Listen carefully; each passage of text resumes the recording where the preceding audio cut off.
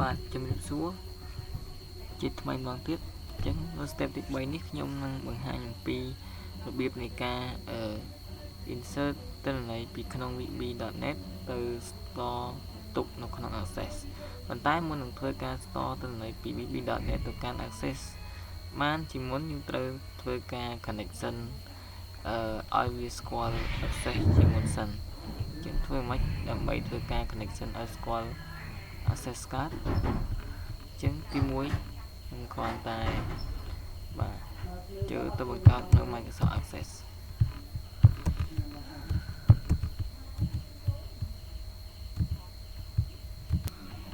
បាទយើងបន្តទៀតអញ្ចឹងដើម្បី save card លុះត្រាខ្ញុំត្រូវការបិទ Microsoft Virtual សិនបាទខ្ញុំ save ដល់ desktop ខ្ញុំ save ដើម្បីឲ្យវាចេញ folder នេះហើយខ្ញុំបង្កើត access ដាក់នៅក្នុង folder តែម្ដងអញ្ចឹងខ្ញុំគ្រាន់តែចូលទៅក្នុង Microsoft Access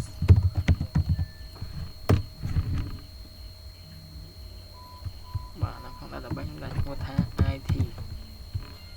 បាទទីតាំងខ្ញុំដាក់នៅក្នុងបាទ desktop ឈ្មោះថា data grid ដែលខ្ញុំបានបង្កើតបាទនៅក្នុង data grid bin debug បាទកុំភ្លេចដូរទៅជា2002 2003កាលណាមិនដូរអញ្ចឹងគឺវាអត់ស្គាល់ទេខ្ញុំ create ចឹងនៅក្នុងនេះខ្ញុំចូល view new design view ចឹងនៅក្នុងដាក់ folder ឈ្មោះថាតែចឹងអ្នកអត់គ្នាធ្លាប់ស្គាល់ហើយ access បាទដើម្បីបង្កើត table គឺយើងចូលទៅ design view ចឹងខ្ញុំដាក់ id មួយ id name បាទអូខេចឹងខ្ញុំដាក់តែ3ហ្នឹងចឹងដើម្បី view វិញគាត់ចេញដើម្បី view វា yes បាទចឹងមិនមែន id name សិចណាចឹងខ្ញុំចង់ធ្វើការ connect មិនណែចង់ធ្វើការconnect ទិន្នន័យនៃថាធ្វើការ connect ពីក្នុង VB មកកាន់ Access បាទអញ្ចឹងដើម្បីធ្វើការconnection បានគឺទី1យើងត្រូវមាន access មួយនៅក្នុង folder របស់ database យ៉ាងហ្នឹងហើយដាក់នៅក្នុង folder debug បាទ bin debug អញ្ចឹងដើម្បីធ្វើការ connection បានគឺមានន័យថា event ហ្នឹងវាកើតឡើងនៅពេលដែល form load ណាអញ្ចឹងយើងគាត់ជិះ click ដើម្បី click វាមកអញ្ចឹងខ្ញុំអាចបង្កើត sub ខ្លះមកដែរ sub ទៅ section បាទ sub cnn បាទតោះយើងបន្តអញ្ចឹងដើម្បីធ្វើការ connection card គឺយើងត្រូវប្រកាស variable connection ណា dim យើងថា dim cn as only db connection ឬក៏យើងចង់ insert data មួយទៀតយើងបង្កើតឲ្យអត់ទៅ dim cmd as only db command វាយើងចង់លុបទិន្នន័យ update ទិន្នន័យយើងដាក់ឲ្យមក dim dapt as only db បាទ data adapter អញ្ចឹងដើម្បីឲ្យយើងអាច connect បានគឺយើងប្រើ method បាទ cn ស្មើ new only db connection ចក pro the ស្មើនឹង micro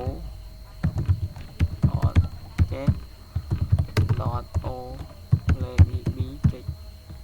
4.0 បាទ data source so application not start path បាទហើយយើងបើកចុះមកគឺនេះឈ្មោះ access ដែលយើងបានសរសេរដើម្បីភ្ជាប់ IT បាទ .mdb បាទបិទនេះមក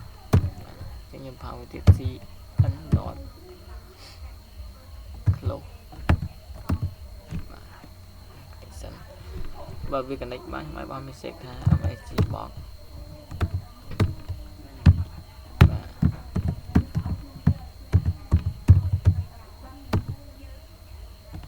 ACT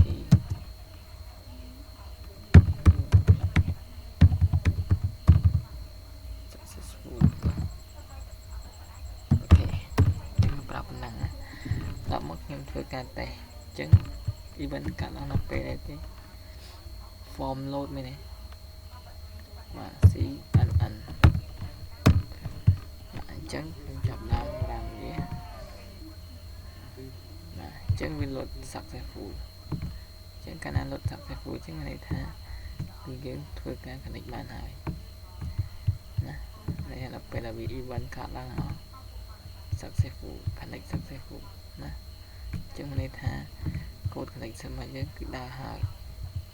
បើសិនជាវាមិនចេញ message គឺវាអត់ចេញទេអត់ connection បានទេអញ្ចឹងដូចខ្ញុំអាចឧទាហរណ៍បញ្ជាក់ខ្ញុំអាចយកប៊ូតុងមួយគូស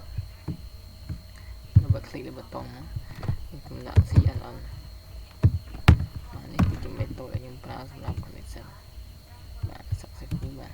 ខ្ញុំចុចលើប៊ូតុងមកគឺ load successful តែម្ដង connect successful អញ្ចឹងន័យថាប៊ូតុងរបស់យើងប៊ូតុងដែលខ្ញុំសរសេរនេះគឺមានន័យថា VB.net វាអាចធ្វើការ connection ទៅកាន់ access បានជោគជ័យអញ្ចឹងនៅ step នេះ